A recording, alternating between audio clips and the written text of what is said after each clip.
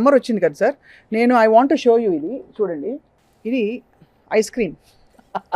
చాలా రుచికరంగా విరివిగా, పైగా చల్లగా ఏదో తినాలని పిల్లలకి అసలు ఎడాపెడ ఫ్రిడ్జ్కి ఫ్రీజర్కి యాక్సెస్ ఉండేది. ఇదివరకు చిన్నప్పుడు, ఐ థింక్ నా చిన్నప్పుడు అయితే వెళ్ళేటప్పుడు ఎక్కడో అక్కడ అప్పుడప్పుడు వారానికి ఒకసారి ఐస్ క్రీమ్ అంటే లగ్జరీ మీరు అన్నట్టు. ఇప్పుడు ఐస్ క్రీమ్ కుప్పలు తెప్పలుగా ఇలా బటన్ నొక్కితే ఇంటికి వచ్చేది. ఐస్ క్రీమ్ లో జరిగే చేటు చెప్పండి, ఐస్ క్రీమ్ గురించి చెప్పండి. ఐస్ క్రీమ్ లో you have sugar, as simple as that. What is the most dangerous thing?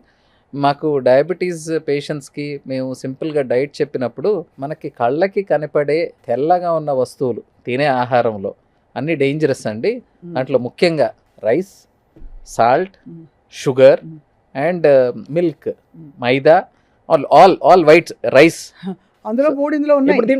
అదే చెప్తున్నాను, అందుకనే చెప్తున్నాను. మిల్క్ ఉందా, you have sugar, and what ever you mix in an ice cream, everything is dangerous to health. ఇది అయితే ice cream మనకి పాల పదార్థం. పిల్లాడు అన్నం తినలేదు, ఐస్ క్రీమ్ తినేసాడు కదా, పాలు పడ్డాయి, కొంచెం అయినా కొంచెం ప్రోటీన్ వస్తుందని అనుకుంటారు చాలా మంది. ఇందులో నిజంగా ప్రోటీన్ ఉంటుందండి? Milk does have protein, but what is the substance? మీకు అన్నిటికన్నా షుగర్ ఎక్కువ ఉంటుంది దాంట్లో, మిల్క్ కూడా ఉంటుంది. కానీ మనం ప్రపోర్షన్స్ చూసుకున్నట్లయితే మీరు ప్రోటీన్ ఇవ్వాలంటే చాలా రకాలు ఉన్నాయి, హెల్దీ ప్రోటీన్స్ ఉన్నాయి. మిల్క్ ఒక్కటే ప్రోటీన్ అన్నట్లు ఇవ్వకూడదు. మిల్క్ ఎదిగే పిల్లలకి మంచిది ఎంత మోతాదులో. దాంట్లో స్కిమ్డ్ మిల్కా, is it unskimmed milk? So మీరు హోల్ మిల్క్ ఇచ్చినప్పుడు మళ్ళీ దానివల్ల రోగాలు వచ్చే అవకాశం ఉంటుంది. అవును. సో ఎంటైర్ మన ఫోకస్ ఇప్పుడు చూస్తే అన్ని ఏజ్ గ్రూప్స్లో ఒబెసిటీ ఇస్ బికమ్ చాలా చాలా డేంజరస్గా, సీరియస్గా తీసుకోవాల్సిన అంశం. అండ్ రెండోది, పాల పదార్థాలు అన్ని చోట్ల ఆర్గానిక్గా, న్యాచురల్గా పెట్టరు, దీనిలో ఫుడ్ కలర్స్ యాడ్ చేస్తారు. అవునండి. అండ్ ఎస్పెషలీ బళ్ళలో ఐస్ క్రీమ్లు తింటే అది ఒక్కొక్క బండిలో ఒక్కొక్క రకంలో ఉంటుంది. అసలు అది ఎక్కడ తయారైందో దాని బ్రాండ్ కూడా అర్థం కాదు. ఇన్ జనరల్ ఐస్ క్రీమ్ అంటే అందరికి తెలిసింది పాలతో పాటు వెన్న అండ్ షుగర్, ఇవి వేసి సరైన మోతాదులో దాన్ని రిఫ్రిజిరేట్ చేసి దాన్ని చేస్తే ఐస్ క్రీమ్ తయారవుతుంది. కానీ దీంట్లో ఇప్పుడు మీరు అన్నట్లు పాలు సరైందా, పాల్లో కల్తీ ఎంతవరకు ఉంది, షుగర్ కాకుండా ఇంకేం వాడుతున్నారు, మైదా ఎంతవరకు ఉంది? ఇప్పుడు అన్ని ఐస్ క్రీమ్స్లో ఓన్లీ క్రీమ్ అండ్ ఐస్ ఉండదండి. అవును. మీరు ఐస్ క్రీమ్స్ క్వాలిటీ తగ్గే కొద్దీ దాంట్లో కూడా మీకు మిల్క్ పౌడర్స్, ఆ మిల్క్ పౌడర్స్లో కూడా లో క్వాలిటీ ఉంటుంది. అవును అవును. సో ఇవి ఎంతవరకు గుర్తిస్తారు, గ్రహిస్తారు అనేది that is a different story. చాలా ఇంపార్టెంట్ పాయింట్, మిల్క్ పౌడర్ పాలు ఇవి. అవును. కానీ మనం చూసుకోవాల్సింది ఏంటంటే ఐస్ క్రీమ్ అనేది ఒకప్పటి లగ్జరీ, ఈరోజు ఐస్ క్రీమ్ అనేది రొటీన్. సో ఈ పాయింట్స్ మనం ఈ టైం నుంచి మనం గుర్తించకపోతే ఫ్యూచర్లో you have to pay huge penalty. చాలా భయపెట్టేలాగా కానీ వాస్తవంగా చెప్పారు. సో ఐస్ క్రీమ్లో ఎన్నిసార్లు వారానికి అని చెప్తే ఎలాంటి ఐస్ క్రీమ్ తినొచ్చు అని మిమ్మల్ని పర్మిషన్ అడిగితే బహుశా పిల్లలకి అంటే ఇప్పుడు అవాయిడ్ చేయలేని ఒక వ్యసనం అనుకోండి, అలా మీరు అలవెన్స్ ఇస్తారా లేకపోతే టోటలీ అవాయిడబుల్ అంటారా? మీరు తినండి, but you earn your eyes cream. How to earn it? మీరు ఒక రోజుకి అంటే 1 గంట నుంచి 1.5 గంట మీరు ఆడుకుంటున్నారు, physical activity. So that is what మనం చిన్నపిల్లలకి ఫస్ట్ నుంచి మీరు వాడికి స్కూల్కి పంపించాం 100కి 100 మార్కులు వచ్చాయి అని మీరు చూసుకోకపోయినా ఆ రోజు వాడు 1.5 గంట ఆడుకున్నాడా లేదా అనేది మాత్రం ఫస్ట్ గమనించాల్సిన అవసరం. ఎందుకంటే ఈరోజు చదువు రాకపోతే వచ్చే సంవత్సరం వస్తుంది, లేకపోతే 5 ఏళ్ళ తర్వాత వస్తుంది. కానీ ఈరోజు ఆరోగ్యం మనకు కోల్పోతే బాడీ వెయిట్ తెలియకుండా పెరగడం, బాడీ వెయిట్తో పాటు దాని యొక్క ఎఫెక్ట్ బ్రెయిన్ మీద పడడం, ఆ బ్రెయిన్ మీద మనిషి స్లో అవ్వడం, ఆ స్లో అయిన తర్వాత డిప్రెషన్కి గురవ్వడం. సో ఎవ్రీథింగ్ ఒక సైకిల్ స్టార్ట్ చేస్తున్నాం మనం. పర్టికులర్గా ఎదిగే పిల్లలు గ్రోత్ స్పర్ట్స్ ఉంటాయి. అంటే మీరు 1 ఇయర్ నుంచి 1 ఇయర్లో కన్నా పర్టికులర్గా 4 to 7 years is 1 growth spurt, and మళ్ళీ అడాల్సెంట్ గ్రోత్ స్పర్ట్ ఉంటుంది. ఈ 2 గ్రోత్ స్పర్ట్స్లో పిల్లలకి ఆహారం ఎంత ముఖ్యమో దాంతోపాటు ఫిజికల్ యాక్టివిటీ కూడా అంతే ముఖ్యం. చైల్డ్హుడ్ ఒబెసిటీ మీద ఆర్టికల్స్ ఎన్ని వస్తున్నాయంటే అన్ని వస్తున్నాయి. అది మనం చాలా సీరియస్గా మనం ఆ మెసేజ్ కన్వే చేసి మనుషుల్లో మార్పు తీసుకురాకపోతే ఫైనల్గా సొసైటీలో మనమే బ్రంట్ భరించాల్సి వస్తుంది. చాలా కీలకమైన పాయింట్స్ చెప్పారు డాక్టర్ జగదీష్ గారు. ఇక రెండోది, మనం మామూలుగా చాలా హాయిగా ఒక బిర్యానీతో ఇది లేకపోతే అసలు ముద్ద దిగదు చాలామందికి. అండ్ సమ్మర్ టైం వచ్చిందంటే ఇంకా మరీ ఆడుతూ పాడుతూ వెళ్తూ వస్తూ పెద్ద పెద్ద బాటిల్స్ లాగిచ్చేస్తారు, పిజ్జాతో పాటు లాగిస్తారు. ఇది రకరకాల రంగుల్లో వస్తుంది. ఏరేటెడ్ బెవరేజెస్ గురించి చెప్పండి. నేను విన్నది ఈ గ్లాస్లో దాదాపు ఇంత మోతాదు షుగర్ ఉంటుందని చెప్పి. మీరు విన్నది 100%. నేను ఏ పాయింట్ అయితే చెప్పబోతున్నానో మీరు అదే చెప్పేశారు. మేము దాన్ని ఏరేటెడ్ బెవరేజ్ కన్నా మేము షుగరీ బేవరేజెస్ అంటామండి. మనకి ఆహ్లాదకరంగా ఉంటుంది. అంటే ఈ చాలా వరకు చాక్లెట్స్లో, క్యాండీస్లో, వీటిల్లో ఎంఎస్జి అంటారు, మోనోసోడియం గ్లూటమేట్. అవి కలిపినప్పుడు మన బ్రెయిన్లో ఆ ప్లెజర్ సెంటర్స్ యాక్టివేట్ అవుతాయి. బట్ అది చైనీస్ ఫుడ్లోనే కలుపుతారు కదా, వీటిలో కూడా కలుపుతారా? చాలా వాటిలో ఉంది. రైట్. సో దేంట్లో ఉన్నాయో నాకు డెఫినెట్గా తెలియదు. But that gives sugar rush అంటారు కదా. అవును. ఈ షుగర్ ఒక్కసారి మన బాడీకి అలాగ తగిలిన వెంటనే మనకి యూ గెట్ దట్ ప్లెజర్. అవును. మీకు ఒక్కసారి ఆ ప్లెజర్కి అలవాటు అయిపోతే మీకు తెలియకుండా అడిక్షన్ అనేది ఉంటుంది. బట్ మనం గుర్తించాల్సింది ఎంటైర్ వాటర్స్లో ఎంతవరకు హెల్దీ కాంపనెంట్స్ ఉన్నాయి, ఎంతవరకు అన్హెల్దీ కాంపనెంట్స్ ఉన్నాయి. సో ఏం కాంపనెంట్స్ ఉన్నాయి దాంట్లో? Number 1 is sugar, number 2 flavour, number 3 water, number 4 preservative. ఇప్పుడు వాటర్ తప్ప మిగిలిన ఏవి ఆరోగ్యకరమైనవి కాదు కదండి. అండ్ వాటర్కి అవన్నీ తగిలాక అది ఇంకా అనారోగ్యకరం అయిపోతుంది. సో పానీయం ఈజ్ గుడ్, బట్ ఏం పానీయం, దాన్ని మనం ఎంత న్యాచురల్గా తయారు చేసుకుంటే అంత మంచిది. మనకి అందరికీ కూడా మీరు అన్నట్లు బిర్యానీ ఉండొచ్చు, ఇంకోటి ఉండొచ్చు, తింటే మనకు ఒకటి తాగాలనిపిస్తుంది. సో మేము హాస్పిటల్లో రీసెంట్గా ఇంట్రడ్యూస్ చేసింది ఏంటంటే, ఈ డ్రింక్స్ అన్నీ పెడుతున్నారు, మేమేం పేషెంట్కి ఇలా చెప్తున్నాము, ఇది ఎట్లా అని చెప్పి we made an alternative. Water with lemon squeeze చేసి, చియా సీడ్స్ యాడ్ చేసి, we kept in a doctors canteen.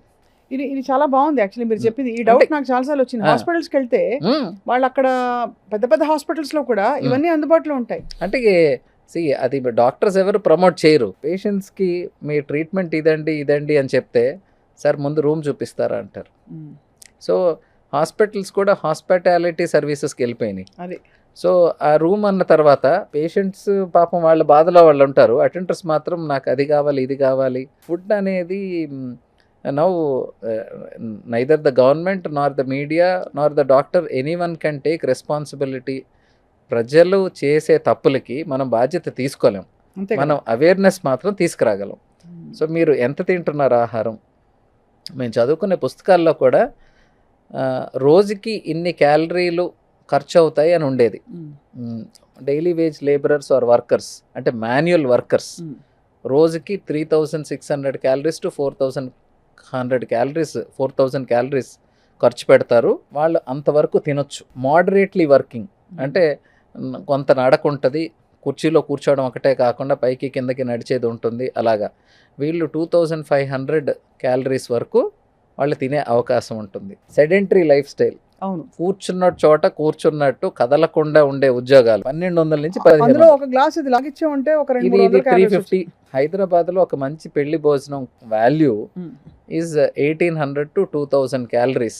అంటే మీరు అక్కడ వెళ్ళి ఫుల్గా తినేసి వస్తే మంచి భోజనం ఒక రోజుకి సరిపడా మీకు ఆహారం. అంటే మన లైఫ్ స్టైల్కి, మనం కదలకుండా ఉండే లైఫ్ స్టైల్కి అయితే మీరు ఈవినింగ్ ఒక బఫే డిన్నర్ కానీ, ఒక పెళ్లి ఫంక్షన్ కానీ, మనం నీట్గా సలాడ్తో, సూప్తో స్టార్ట్ చేసి డెసర్ట్తో ముగించి ఒక పాన్ వేసుకుంటే 2500 కాదండి, అది ఇంకా ఎక్కువ కూడా.